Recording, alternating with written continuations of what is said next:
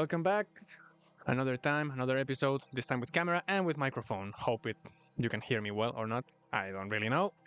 But anyway, welcome back to another Friday preview, warm-up, however you want to call it, of the F1 Grand Prix in Silverstone, as you can see on the screens. Another, let's say, boring weekend. Usually nothing happens in the Silverstone, right? It's not very easy to overtake, perhaps, in this straight line. We have seen the accident of Verstappen here, for example, and the other one would be somewhere here. We have seen some battles, but usually it's a very difficult racetrack to overtake. Why? High-speed corners. High-speed corners, you have some slow sections here, kind of high speed, right? Very high speed, and some big ass straight lines. However,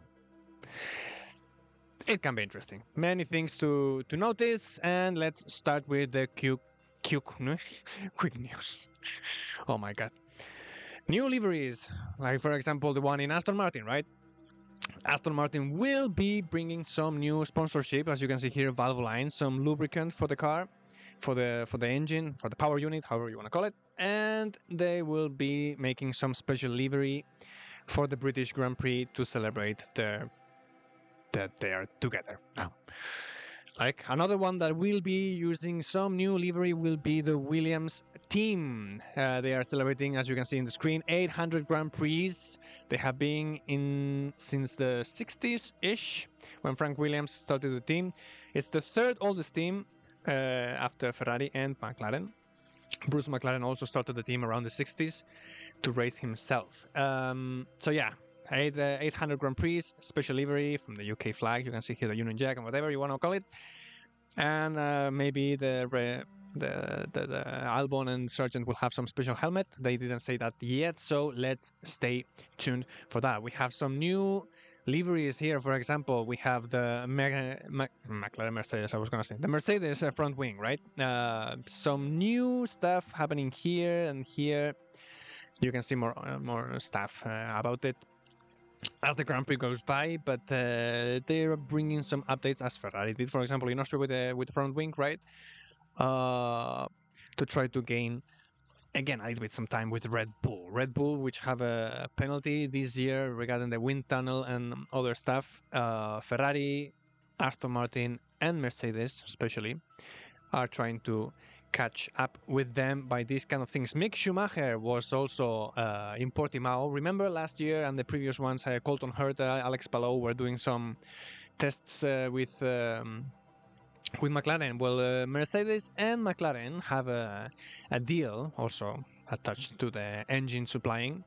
They share the reserve and the development drivers, right, and third driver. Mick Schumacher is the reserve driver this year of Mercedes, so he is doing also some jobs for McLaren as well. Staying tuned to be in the grid maybe next year, the following one, maybe in Audi, who knows. We will see what happens about that. 2024 calendar has been announced officially by the FIA, by the F1.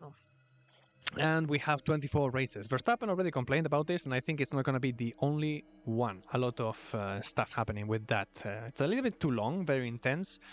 So it will start March the 2nd. I think it's one of the earliest season starters. Bahrain and Saudi Arabia were fighting to start the championship. Bahrain will keep it for now. Let's see what happens, because the Arabians have kaching. And you know, F1 really loves kaching. So yeah, they will go to Melbourne, Japan, China, coming back, and then they will jump to the USA, go back to Europe, go back to Canada. Not very efficient, is it? I would put Canada, for example, right next to Miami to try to make it better. Instead of, I mean, logistically speaking, it doesn't make much sense to have Canada somewhere there in the middle, right? Then you have Spain, Austria, the UK, Hungary, Belgium, Netherlands, Italy. Azerbaijan moved to the 15th of September instead of being somewhere in May. We have Singapore Grand Prix, USA, Mexico, Brazil, then going to Las Vegas, then Qatar, and Abu Dhabi. Not many changes comparing to this year, except for China and those date changes. Bridgestone is trying to come back to F1. They did some testing with the FIA and they passed it. They have been approved, and now it's about just talking about, once again, kaching, kaching. Who's gonna give more money to F1? Not just for the tires. Remember, F1, F2, and F3 all use the same tires. Well, I mean the same supplier of tires, right? Right now it's Pirelli. Pirelli's contract will finish next year, and the next gap for the bidding will be for 2025, 26, 27, and an option to 28.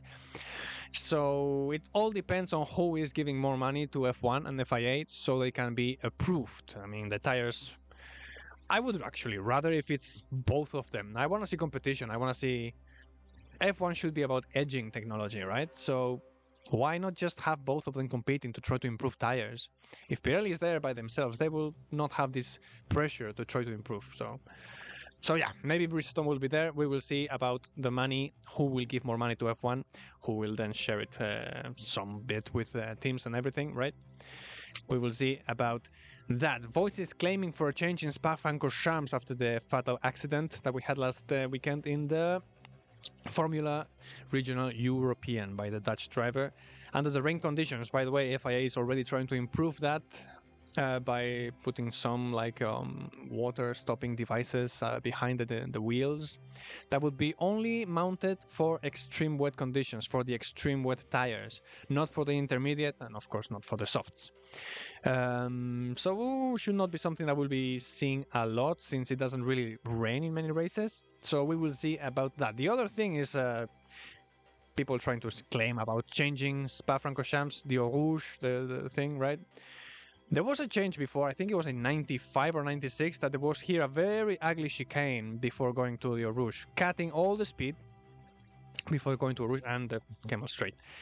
I don't think it's an option. I mean, why are you trying to change the racetrack? I mean, maybe you can just try to add more exit runways or something at the end of the Eau Rouge, right? Where, for example, Antoine Hubert lost his life in the accident. We have seen so many accidents before, even when we had here some gravel. I mean, anyway, it doesn't look like Belgium is going to stay in the calendar very long based on the F1's smell for money and Belgium not being able to pay the canon, which is around 20-ish million euros, dollars, however you want to use the currency. So we will see what's going to happen with that. If they really add that chicane here again, I really don't think they will do it by these stages. So let's see what happens with that. And with that, we are going to the race. We have the Silverstone layout with two DRS zones. Detection 1 is kind of after the main straight. Remember, Zhou Guangyu had a big accident here last year. And then we have the second one here after these chicanes. Overtaking chances? Yes. Depends on the speed of the car in front of you, right? If it's maybe the Williams of Albon, it's very difficult. If it's an Alpine, maybe it's more affordable. The weather looks like Saturday. We might have some wet qualifying once again. Could be interesting. And you can see here the temperatures, for example, 25 degrees, 22 for FP3 and 25 for the qualifying. And for the race, we might have 22 degrees. Not very hot. So maybe we can have an interesting race depending on the qualifying. Will Sergio Perez continue disappointing? We will see about that. The race, C1, C2, C3, hard compounds. Hard compounds, why? Like I said before, high-speed corners. And this is a tire killer, once again, similar to Barcelona, for example. It's a racetrack that is used a lot. However, all these high-speed corners are a trouble for the F1 cars. And we saw already in Barcelona, Pirelli was trying some new tires that would be used in this Grand Prix, by the way, that were planned for the 2024 season, but they put it now because looks like these cars are evolving too quick, even for Pirelli. So hardest tires possible, even a new compound for the hard tire. Traction 3, as I said, high-speed corners, not many slow corners, so traction is not that important. Asphalt grip 3, I mean, it's the UK, it's kind of rainy, It's a racetrack that is used a lot, so Track Evolution 2, you will not see a lot of improvement during the weekend. Asphalt Abrasion 3, it's a used racetrack. However, it's not because it's abrasive, it's because of the high-speed corners that the thing. This racetrack is a tire killer. Tire stress 5, like I said. High-speed corners, tire killer. Braking 2, there's not a lot of hairpins, which means not a lot of braking required. Lateral 5, high speed, and downforce. You need downforce to have good balance around the racetrack. So 52 laps, 300 kilometers, and the lap record 2020 1.27. We will see beaten this year. I don't think so, especially if it's in the rainy conditions and the qualifying. So prediction. Pole position, I think the bet is going to be more or less the same for the whole year, right? Verstappen, except for the street racetracks, I'm going to guess that most of the pole positions are going to be for Max Verstappen. Even though we saw in Austria that Leclerc was kind of there, I don't think we will see that here. I think this racetrack could be a racetrack for Red Bull, high-speed corners. It's very good for them. And they have a good balance and a straight line speed. So I think it's going to be a Red Bull 1-2 for the race. Was it a miracle? Sorry, not a miracle, a mirage. Was it a mirage for Alonso in Austria? We will see it on this weekend again.